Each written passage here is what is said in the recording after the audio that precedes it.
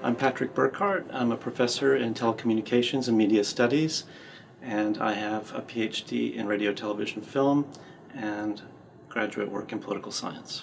I study telecommunications law and policy as it's been used to organize the music and digital media sectors. Back in the day, we used to share music on cassette tapes and make mixtapes for each other. And as soon as Generation X technologies turned into millennial technologies and people started sharing music online, there were problems sharing music and legal problems sharing music, and that is what problematized telecommunications law for me and made me want to study it further.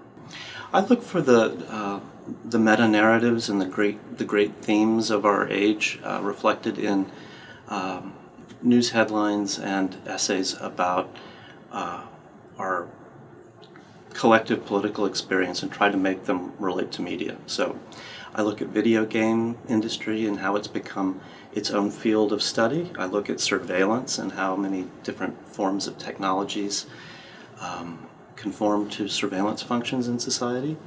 I also look at policy and find specific areas of technology and policy intersections that look like big themes for our students to follow for the rest of their lives.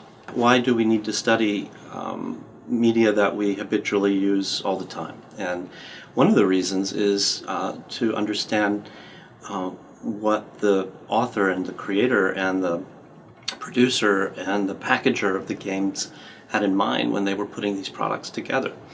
It's also really interesting to look at what playing a game or using a particular media format does in terms of our social relationships. So looking beyond our personal and egotistical experiences with media really allows us to look at how we use media socially. My first experience playing a video game was on a supercomputer when I was 5 or 6 years old at the University of Texas at Arlington, and it was Space Wars. And Space Wars was a little, barely a video game, but you could shoot at other spacecraft from your spacecraft on the screen. And looking back at that experience today, I realize how much we're recreating some of our earliest video game dynamics by using networks and networked communities to distribute video game content. We've stuck with a lot of the same genres that we developed early on in video game history, and people are once again using their computers for demonstrating the limits of technology. And so in many ways, the new experiences like World of Warcraft or other sorts of massively multiplayer gaming environments recreate some of the early conditions and principles and interests of video game technologies. We need to continually interrogate the habits that we have in using communication technologies, and we need to understand how our habits can reinforce social practices that we can